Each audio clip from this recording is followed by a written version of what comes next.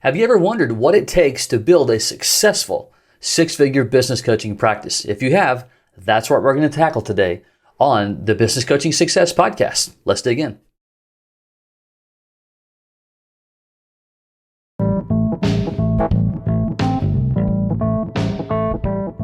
BJ O'Neill here with the Business Coaching Success Podcast. So glad you're here, where I share with you strategies, tools, and tips to be able to grow your business coaching practice to six figures and beyond as a Christian business coach. Let's jump in. Welcome to today's episode, where we're going to tackle three areas that are absolutely instrumental in building a successful coaching business. Perhaps you've been listening on your favorite platform like Spotify or Apple. Maybe you watch on YouTube or others. If you're getting value from the podcast, value from watching on YouTube and so on, please like, subscribe, share. It absolutely helps grow the community in such a big way. That would mean a lot to us in helping others, maybe just like you, in developing and certainly growing a successful business coaching business as a Christian. And we'll talk about some of those things today on this episode. All right. So I get a lot of questions about, what does it take to become successful in building a coaching business? And there's a lot to unpack there, because one of the beautiful parts about coaching, especially specifically business coaching, is the flexibility that it allows you in your own life. You can have 2 clients, you can have 10, you can earn a few $1,000s a month. You can earn, well into the 6 figures if that's your choosing. But those things are the results and the byproducts of the way you set yourself up for success. And that's what we're going to talk about. 3 specific areas that in coaching our team, we have a little over 65 or more, depending on when you're listening to this, coaches all over the country, lots of different backgrounds. And this is the question that, what does it take? What does it take? What does it take? And so there are 3 specific things that you must have in order to have sustainability and certainly to be successful as whatever that word means to you. The third one may surprise you to some degree, and we're going to get there. And we're going to unpack these at least at a high enough level to help you. Maybe you're in a situation where you're thinking about getting into coaching. Maybe you just started, maybe you've been doing it for a while. And there's all these different levels. There's the I want to start, there is the I'm starting, there is the I've started and it's going well, or I'm stuck, right? And so we're always in either improvement or development or refining and so on. And here's what you have to make sure that you have, that I find a lot of people don't have all 3. They'll have a combination of a couple of them or even just one. And that brings friction to the process. And sometimes they don't realize it. And that's why I want to unpack that. The first is strategy. And we're talking about the difference between strategy, tactics, and philosophy, because there's a big difference.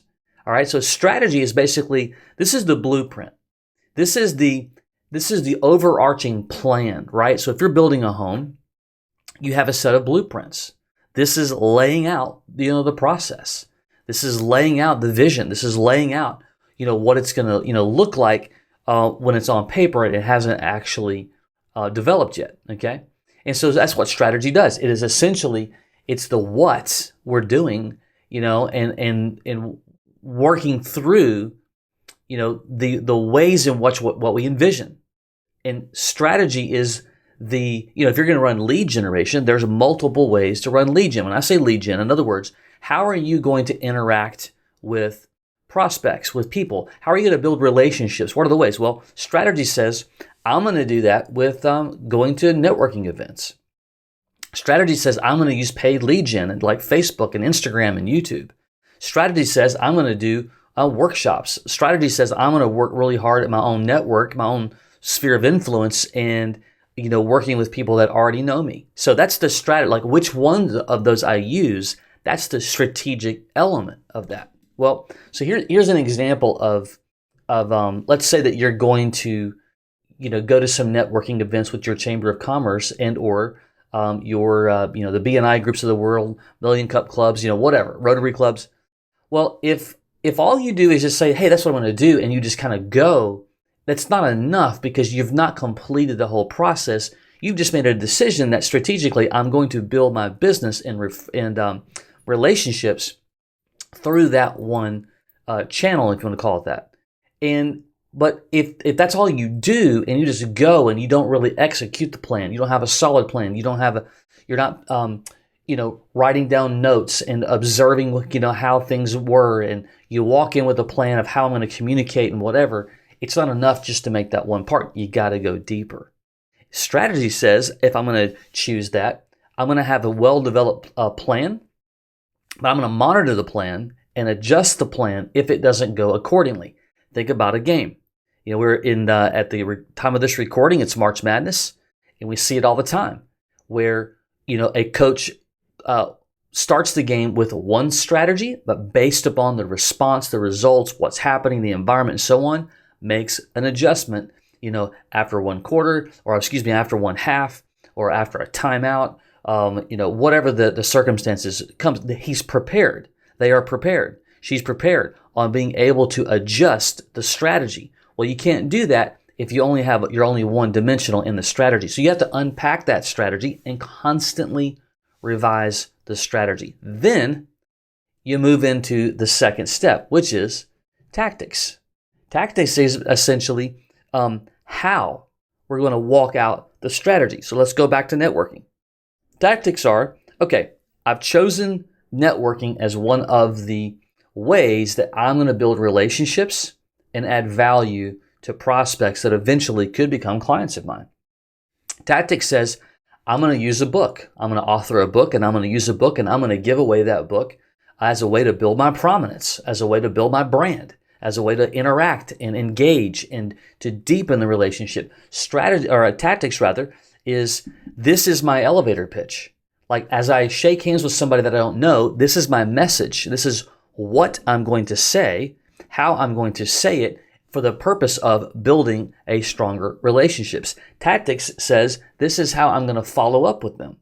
When we're done, I'm going to engage with them, potentially invite them to a lunch or invite them to coffee or whatever the case may be. Here's what I see a lot is that coaches will choose the strategy, but don't have the well-defined tactics to walk out the strategy. So again, and I'm only using networking as an example. That might not be your ball game. Great. There's plenty of other choices to use. But it's a good one to think about because so many don't go prepared.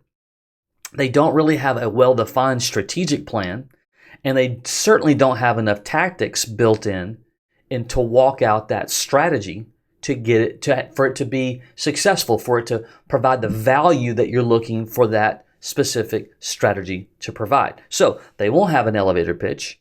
They won't have an engaging way to build solid relationships that brings curiosity, that allows you to become the hunted, if you will. And this no matter if you're doing workshops, no matter if you're doing paid lead gen, no matter if you're doing referral based, it's all relative, right? Again, I'm just using networking as one example, but the tactics matter. I'd say the biggest tactic that most coaches don't do, at least in my experience, and this is something that I had to work through over the years, is the follow-up process. It's not enough just to tactically go to the event, to meet a few people. If you're not engaging with them in some type of values-driven way over time to follow up with them, to build that relationship so you can have a chance to potentially have them work with you and to engage with you on you helping them build their business, then let's be honest, perhaps going to the event was a waste of time. And so you have to walk into it this way, going, okay, here's my strategy plan. Now here's the tactics that I'm going to use to walk out that strategy, okay?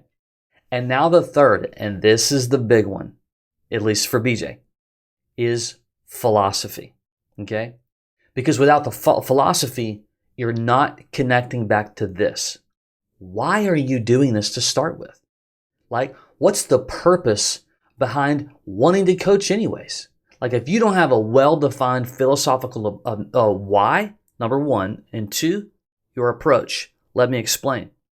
Philosophically, coaching, in my opinion, is flexibility. I want to access the flexibility that coaching brings. And I don't care if you have a W-2 job. We have a lot of coaches on our team who still have it and don't plan on moving away from the W-2 because they're able to, have 2 or 3 clients and still have their W-2 job, and that works for them. All right. We have others who own businesses, who have a 1, 2 or so businesses, and the same thing. They have 3 or 4 or 5 clients. That works for them. They don't have any plans of really changing that. That's what they like to do. So philosophically, flexibility is one that's really important. Second, for me, philosophically, is what it provides me to be able to do with my family. It provides the income that we're looking for. It provides that flexibility. I get to be at all of my kids' functions. 2 of them are already older and out of school. But nevertheless, I've been able to go to just about everything that they do, super involved. Coaching gives me that ability. I am able to earn what I really want to earn. I get to set that barometer based upon I know strategically how I can walk that out to be able to do that. That is philosophy. And then the big one too, the importance behind understanding that my interactions with those that I'm building relationship with, for in my opinion, again, you do you have your own philosophy, but it's about building solid, authentic relationships. And I understand that the word authentic is sometimes overused, but it's real. It's building solid, authentic relationships, adding value, finding what problems that I can help solve, right? And then beginning to engage with them to show them a path of not only the problems that are right in front of them, but also the ones that they can't see. And so when you put all that together philosophically, now I understand the days that the strategy and the tactics didn't work. I'm able to still hold on to my philosophy because I know my why. I know I want to make an impact on the world. I know I want to provide and support my family. I know that this is a calling on my life, and I understand that. And so it helps me to get up and do it again tomorrow. On the days where everything worked out really, really well, and there was those mega wins, and there's like, yeah, it helps to remind there's more people out there that I can help win. There's more people out there who need what I do. God's going to use me in some manner that's beyond what I can see today. And so even though I helped someone win, I was a part of their story in winning and helping them elevate their revenues and their profits, or in this case, helping coaches, find the plan that works for them. There's more out there, and it helps me to do it again and again. And it solidifies when I lay my head on the pillow at night, the why do I do this? Because I'll tell you, if you wake up and you don't know, there's work to be done. If you don't understand what is it, what in the world, is the purpose here? And many struggle with that with a regular 9-to-5 job. Not saying that's a bad move at all.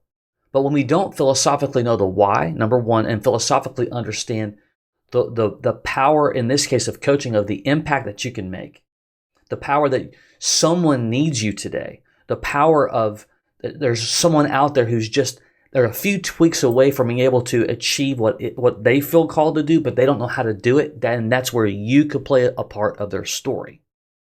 So it's not enough to just have, I know the strategy. It's even worse to try to do tactics without a strategy. But when you're rolling with strategies and tactics, but you don't know your philosophy, you've got broken links in the chain that's going to cause friction to the process and make it more difficult.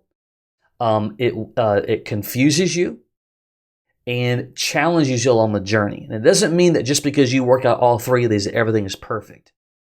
However, when you work out all 3, and by the way, again, all 3 are going to take constant refinement. And if you're a planner, you certainly are evaluating these things annually, or even more so, you're evaluating specifically the strategy and tactics quarterly, big time. And you're going to find things that work. You're going to find things that don't work, so on and so on and so on. So I want to encourage you today.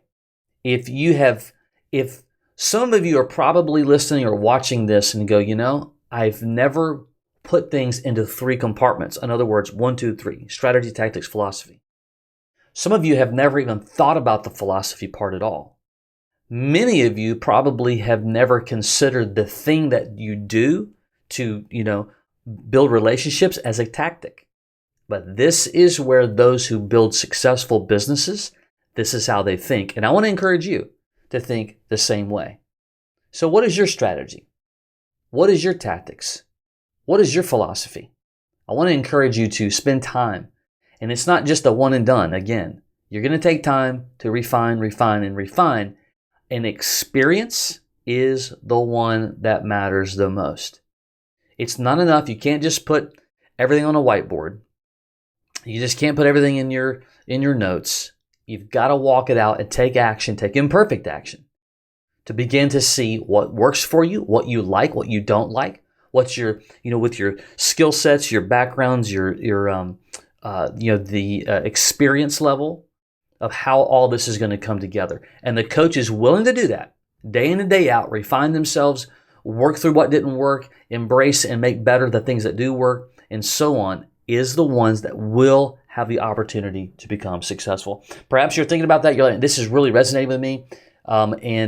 You've started coaching. It's not clicking just yet.